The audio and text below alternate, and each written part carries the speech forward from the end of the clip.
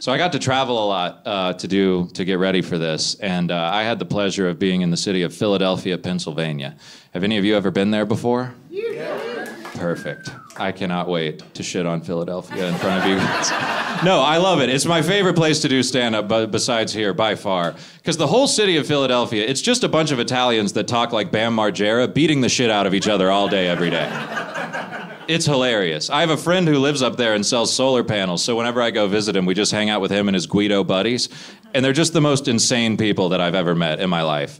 First dude I meet, we go up to his house, and he has a Blue Lives Matter sticker on the back of his Tesla. And I don't fucking like that shit. And my friend's like, dude, just don't say anything about it. But I couldn't help it. I tried to give him an out, too. I was like, what, was your dad a cop or something? And then he just goes, oh, dude, that ain't nothing political. I just got that to impress this lady cop I was banging. And I was like, I think I like you now. That's kind of badass, I'm not gonna lie. Maybe a magnet.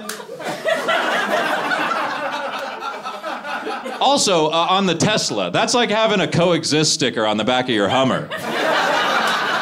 You're like, why do you think that? Sometimes in stand-up, people will come up and be like, dude, you gotta use this for your stand-up. And it always sucks, but one of the Guidos had a pretty good one.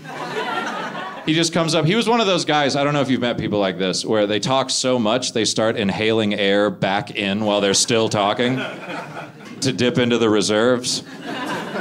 I'll try to do it while I'm telling the story, but he just comes up to me and he's like, yo, bro, I got something for your fucking comedy shit, dude.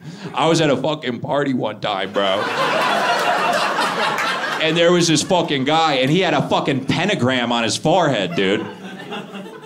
And I was like, okay, then what? He's like, I beat the fuck out of him, dude. And I was like, oh my God, why? And then he pulls out a rosary and he goes, because he's the opposite of me, dude. And I'm like, it was that dumb in your brain? You just saw star, cross, opposite, destroy, like he's the Terminator or something? Then his eyes just lit up. He was like, oh yeah, bro, 3 years later, I'm at Lollapalooza. I see this motherfucker again, dude. And I'm just like, uh-huh, and then what? He's like, I beat the fuck out of him there too, dude. And again, it should make me hate this person, but it doesn't. Because in this guy's Philadelphia brain, he thinks he's protecting the world from evil. That's what he thinks he's doing. He thinks that he's standing up for God, when really he's just beating up some nerd who plays Dungeons and Dragons. But then I'm just like, dude, who do you think God is? Like, do you think you're gonna get to heaven and it's just gonna be some bro in an Eagles jersey? He's just up there like, yo, dude, I appreciate you beating that guy's ass for talking shit about me, bro. When I put him at Lollapalooza, I was fucking testing you.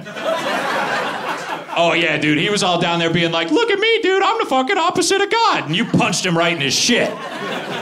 Get in, dude, Gritty's up here. Good night, everybody.